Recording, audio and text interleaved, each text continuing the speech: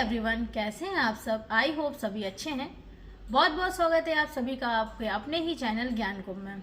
जैसा कि आप देखते हैं कि ज्ञान कुंभ चैनल पे आपको डेली जीके के कुछ अपडेटेड क्वेश्चंस मिलते हैं जो सभी गवर्नमेंट एग्जाम के लिए इम्पोर्टेंट है। तो जीके के कुछ पोर्शन में उसी से रिलेटेड आज फिर से एक सीरीज लेकर के आए हैं जो आपके जीएस जीके के क्वेश्चंस हैं जो सभी एग्जाम के लिए इम्पोर्टेंट है।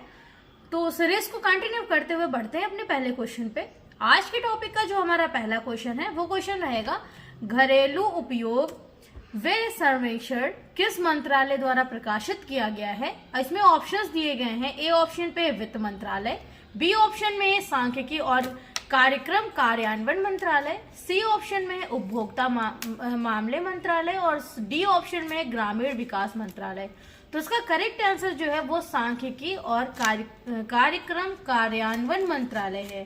कहते हैं कि जो सांख्यिकी और कार्यक्रम कार्यान्वयन मंत्रालय है वो दूसरे घरेलू उपयोग व्यय सर्वेक्षण के निष्कर्ष जारी किए जाते हैं। इसमें जो सर्वेक्षण में वस्तुओं और सेवाओं पर घरेलू खर्चों के बारे में एक डेटा एकत्रित किया जाता है या आर्थिक कल्याण और आकलन करके आर्थिक कल्याण के आकलन को उपभोक्ता और वस्तुओं के सूचांक की एक अपडेट जो है वो गरीबी और असामान्यता को मापने में मदद करती है। ठीक है, नेक्स्ट क्वेश्चन यहीं पे इसका दिया गया है जो है, किस मंत्रालय ने लाल किले में भारत वर्ष 2025 कार्यक्रम का आयोजन किया। ऑप्शंस हैं, इसमें भी 4 ऑप्शन दिए गए हैं। पहला ऑप्शन आपका है पर्यटन मंत्रालय, सेकंड ऑप्शन आपका जो है वो सांस्कृतिक मंत्रालय, थर्ड ऑप्शन है वित्त मंत्रालय और फोर्थ ऑप्शन है गृह मंत्रालय। तो ऑप्शन जो है उसमें राइट आंसर जो आपका होगा वो पर्यटन मंत्रालय है। यानी कहते हैं कि भारतवर्ष 2016 में गणतंत्र दिवस समारोह के हिस्से के रूप में 26 से 31 जनवरी तक लाल किले नई दिल्ली में हर साल आयोजित किया जाता है। पर्यटन मंत्रालय द्वारा आयोजित यह पर्व लाल किले के सामने लॉन और ज्ञान पथ पर होता है। भारतवर्ष 2025 में गणतंत्र दिवस की झांकी, सशस्त्र बल बैंड प्रदर्शन, सांस्कृतिक कार्यक्रम, क्षेत्रीय व्यंजन, सिल्क बाजार और सरकारी मंडप भी इसमें शामिल हैं। तो यह जो है 2025 की जो थीम है, देखो अपना देश है, जो लोगों की पसंद है और मतदान के माध्यम से नागरिक भागीदारी को प्रोत्साहित करता है इसे थीम को। नेक्स्ट क्वेश्चन आपका जो रहेगा वो है क्वेश्चन नंबर 3 कि ट्रक ड्राइवरों के स्वास्थ्य और सुरक्षा को बढ़ाने के लिए किस संस्थान ने प्रोजेक्ट अभय विकसित किया है। ऑप्शंस दिए गए हैं, आईआईटी बॉम्बे, नेक्स्ट ऑप्शन में है आईआईटी दिल्ली, नेक्स्ट ऑप्शन में है आईआईटी कानपुर और नेक्स्ट है आईआईटी रुकड़ी। इसका जो करेक्ट आंसर है वो आईआईटी दिल्ली है। यानी जो केंद्रीय मंत्री नितिन गडकरी जी ने ट्रक ड्राइवर और स्वास्थ्य और सुरक्षा को बढ़ावा देने के लिए पहल प्रोजेक्ट का उद्घाटन किया है। आईआईटी दिल्ली में ग्रामीण विकास और प्रौद्योगिकी केंद्र द्वारा विकसित यह परियोजना जो ट्रक ड्राइवर के स्वास्थ्य की जांच करती है, या राज्यों में 50,000 से अधिक ट्रक ड्राइवरों की जांच की गई है और स्वास्थ्य एवं दृष्टि संबंधित समस्याओं पर केंद्रित किया गया है। नेक्स्ट क्वेश्चन आपका जो रहेगा वो रहेगा क्वेश्चन नंबर 4, हाल ही में नेक्स्ट क्वेश्चन नंबर 4 जो है वो है, हाल ही में समाचारों में रहा जीका वायरस किस मच्छर द्वारा फैला है। ऑप्शंस दिए गए हैं। ए ऑप्शन पे है ट्यूकैक्स मच्छर, नेक्स्ट ऑप्शन है रेडीज मच्छर, नेक्स्ट ऑप्शन है एनोफिलीज मच्छर और उसके नेक्स्ट ऑप्शन में है मैनसोनिया मच्छर। तो इसका करेक्ट आंसर जो है वो रेडीज मच्छर होगा। यानी महाराष्ट्र के जो है पुणे जिले में भारत में जीका वायरस से संबंधित सबसे अधिक ये जो है प्रभावशील जो मच्छर है, यह 2024 से 151 से 125 मामले इसके दर्ज हुए हैं जो है वायरस के। यह जो है भारत में 140 मामले दर्ज किए गए हैं, जो कि कर्नाटक में कई मामले हो चुके हैं, गुजरात में, यानी सब निम्न स्थानों पे भी इसके कई इस जीका वायरस के जो मच्छर हैं उसके द्वारा फैलने वाला डेंगू रोग, यह बीमारी बहुत तेजी से फैली हुई है 2024 से ही। नेक्स्ट क्वेश्चन इसमें आपका रहेगा क्वेश्चन नंबर 5 में है, हाल ही में किस संस्था ने डिजिटल भुगतान सूचनांक जारी किया है? ऑप्शंस दिए गए हैं। फर्स्ट ऑप्शन दिया गया है भारतीय प्रतिभूति और विनिमय बोर्ड यानी सेबी। नेक्स्ट ऑप्शन में है राष्ट्रीय कृषि और ग्रामीण विकास बैंक नाबार्ड। नेक्स्ट ऑप्शन है वित्त मंत्रालय और नेक्स्ट है भारतीय रिजर्व बैंक आरबीआई। इसका करेक्ट आंसर जो है वो आरबीआई है यानी भारतीय रिजर्व बैंक।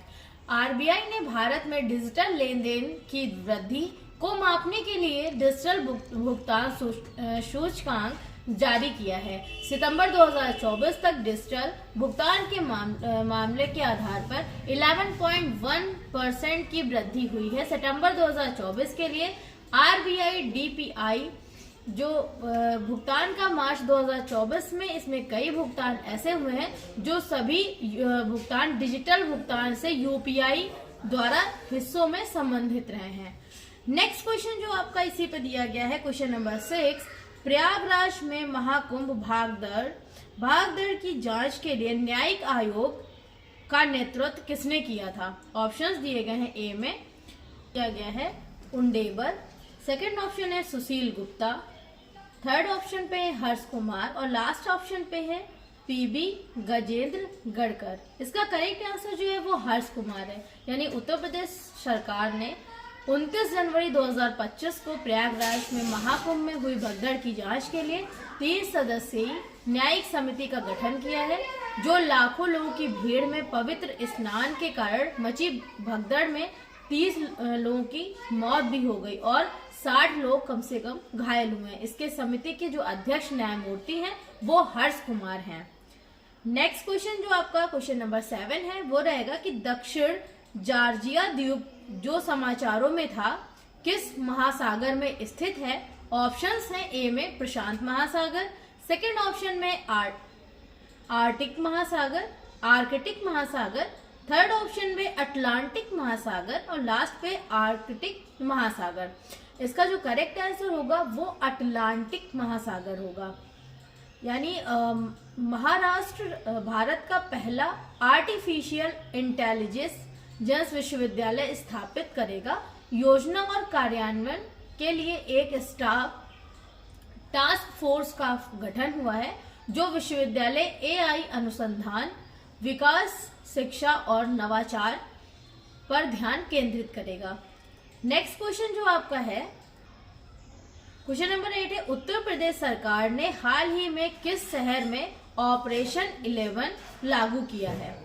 ऑप्शंस दिए गए हैं। ए में प्रयागराज, बी में है अयोध्या, सी में है वाराणसी और डी में है गोरखपुर। इसका करेक्ट आंसर जो है वो प्रयागराज है यानी उत्तर प्रदेश ने महाकुंभ बसंत पंचमी उत्तर प्रदेश में महाकुंभ में बसंत पंचमी अमृत स्नान के दौरान भीड़ प्रबंधन के लिए ऑपरेशन 11 लागू किया गया है। इस योजना से एक तरफा यातायात और पंटून पुलों पर सुचारू आवाजाही सुनिश्चित की होती है और त्रिवेणी घाटों पर भीड़ भाड़ को रोकने के लिए अतिरिक्त पुलिस बल और बैरिकेड्स तैनात किए गए हैं।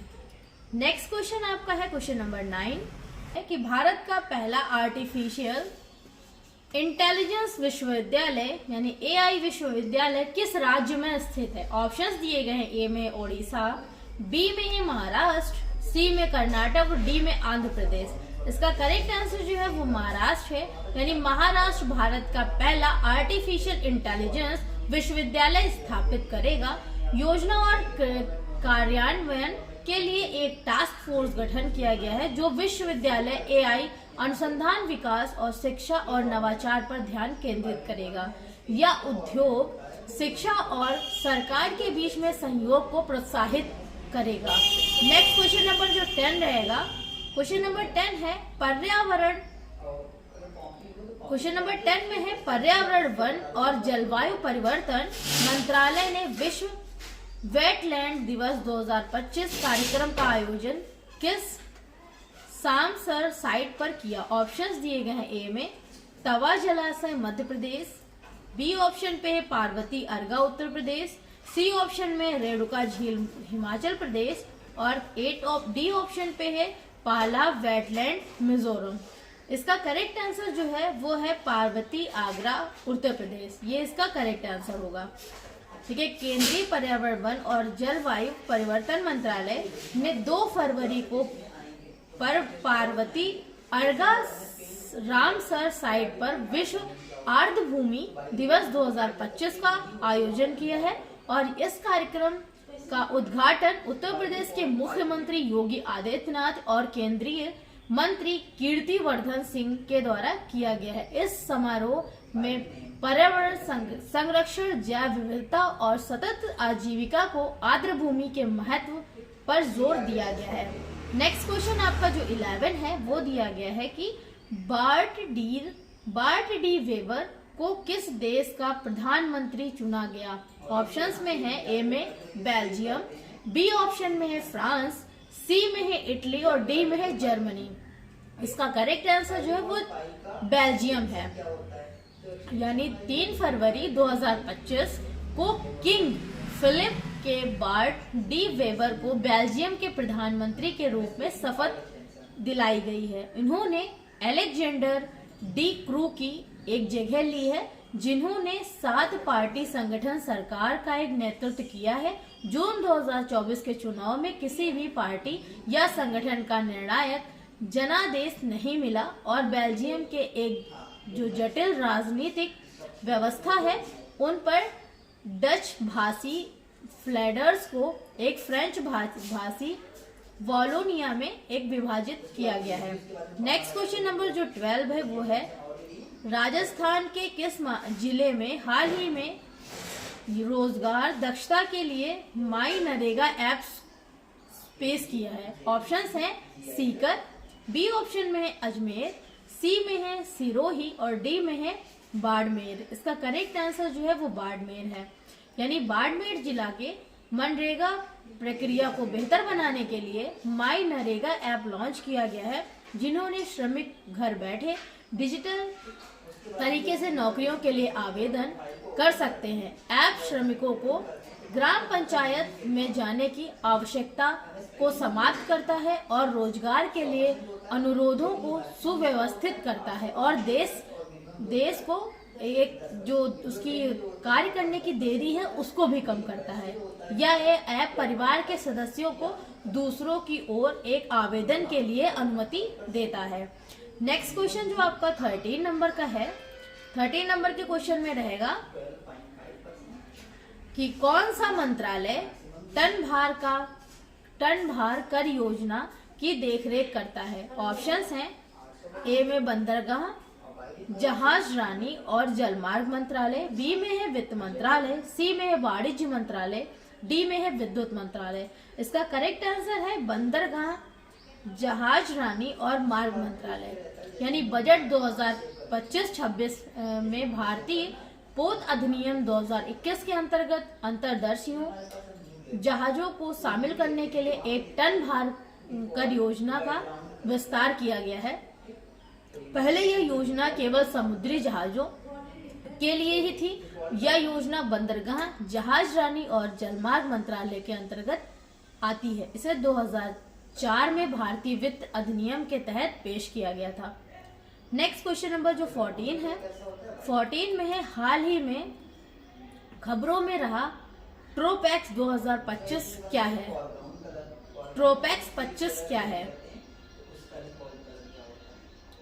ऑप्शंस में है ए में एक अंतरिक्ष अन्वेषण मिशन है, बी में है भारतीय नौसेना का सबसे बड़ा द्विवार्षिक समुद्री अभ्यास, सी में है एक आपदा राहत अभियान और डी में है उपयुक्त में से कोई नहीं। इसका करेक्ट आंसर है भारतीय नौसेना का सबसे बड़ा द्विवार्षिक समुद्र अभ्यास यानी ट्रोपैक्स 25 या थिएटर लेवल ऑपरेशन या रेडीनेस एक्सरसाइज 2025 भारत का सबसे बड़ा द्विवर्षीय समुद्री अभ्यास है, जिसका नेतृत्व भारतीय नौसेना करती है और इसमें सेना, वायु और तटरक्षक बल की भागीदारी होती है। यह अभ्यास संयुक्त युद्ध शक्ति संप्रेषण और हिंद महासागर क्षेत्र में चुनौतियों का मुकाबला करने के पर केंद्रित किया जाता है, उस पे केंद्रित है। नेक्स्ट क्वेश्चन जो आपका रहेगा 15 नंबर पे, वो है 38वें सूरज कुंड अंतर्राष्ट्रीय शिल्प मेला 2025 का आयोजन कौन सा शहर करेगा? ऑप्शंस दिए गए हैं। ए में रोहतक, बी में है फरीदाबाद, सी में है करनाल और डी में है पंचकूला। इसका करेक्ट आंसर जो है वो फरीदाबाद है, यानी 38वें सूरज कुंड अंतर्राष्ट्रीय शिल्प सेना 2025 हरियाणा के फरीदाबाद में सूरज कुंड में 7 से 23 फरवरी तक आयोजित किया गया। इसका आयोजन केंद्रीय पर्यटन संस्कृति विदेश मंत्रालय कपड़ा और हरियाणा सरकार द्वारा किया जाता है। इस मेले में भारत और अन्य देशों के शिल्प, वस्त्र, सांस्कृतिक और व्यंजनों का प्रदर्शन किया जाता है। 2025 में 37वें संस्करण में 45 से अधिक देशों में 558 विदेशी कलाकारों मिलियन लोगों में इसकी भागीदारी की थी, इसमें भागीदारी की थी। नेक्स्ट क्वेश्चन नंबर 16 है, कौन सा भारतीय राज्य वैश्विक निवेशक शिखर सम्मेलन का मेजबान है? ऑप्शंस में है मध्य प्रदेश, बी में है गुजरात, सी में है कर्नाटक, डी में है केरल। इसका करेक्ट आंसर जो है वो मध्य प्रदेश है, यानी मध्य प्रदेश मंत्रिमंडल में भोपाल के 24-25 फरवरी को होने वाले वैश्विक निवेशक शिखर सम्मेलन GREF के पहले सेमीकंडक्टर नीति को ड्रोन नीति सहित प्रदेश नीतियों की मंजूरी दी है और जापान की अपनी यात्रा के बाद मुख्यमंत्री मोहन यादव ने मेट्रो रेल, स्मार्ट परिवहन, शहरी नियोजन और अपशिष्ट प्रबंधन में जापानी सहयोग की घोषणा की है। क्वेश्चन नंबर 17 है। 17 में दिया गया है सिमोना हालेप जिन्होंने हाल ही में अपनी सेनावृत्तियों की घोषणा किस खेल से संबंधित है? ऑप्शंस है टेनिस, बी में है मुक्केबाजी, सी में है कुश्ती, डी में है बैडमिंटन। इसका करेक्ट आंसर जो है वो टेनिस है, यानी सोमानी याई एक टेनिस खिलाड़ी सिमोना हालेप 2 बार की ग्रैंड स्लैम चैंपियन को पूर्व विश्व नंबर 1 से 33 साल की उम्र में संन्यास की घोषणा की। डोपिंग प्रतिबंध के बाद चोटों के कारण उनकी वापसी की कोशिश बाधित हुई। सोमानिया ने ट्रांसिल्वेनिया ओपन में लूनिया ब्रोजेटी को सबसे पहले दौर में हराने के बाद उन्होंने संन्यास लिया। नेक्स्ट क्वेश्चन है इनका 17 नंबर का है, जो वो है किस देश ने इबोला वायरस के खिलाफ टीका का परीक्षण शुरू किया है? ऑप्शंस दिए गए हैं सोमालिया, बी में है युगांडा, सी में है नाइजीरिया और डी में है केन्या। इसका करेक्ट आंसर जो है युगांडा है, यानी युगांडा और SWO में इबोला वायरस की सूडान प्रजातियों के खिलाफ एक वैक्सीन के लिए ऐतिहासिक क्लिनिकल ट्रायल शुरू किया गया है। यह इबोला ऑर्थोबोला वायरस के कारण शुरू होने वाली एक घातक बीमारी है। नेक्स्ट क्वेश्चन जो 19 नंबर पे है वो रहेगा कि हाल ही में किस शहर में NSDC इंटरनेशनल एकेडमी का उद्घाटन किया गया है? ऑप्शंस ए में है कोलकाता, बी में है हैदराबाद, सी में है ग्रेटर नोएडा और डी में है बेंगलुरु। इसका करेक्ट आंसर जो है वो ग्रेटर नोएडा है, यानी कौशल विकास एवं उद्यमिता मंत्रालय SMDE ने उत्तर प्रदेश में ग्रेटर नोएडा ने NSDC अंतर्राष्ट्रीय अकादमी का उद्घाटन किया है।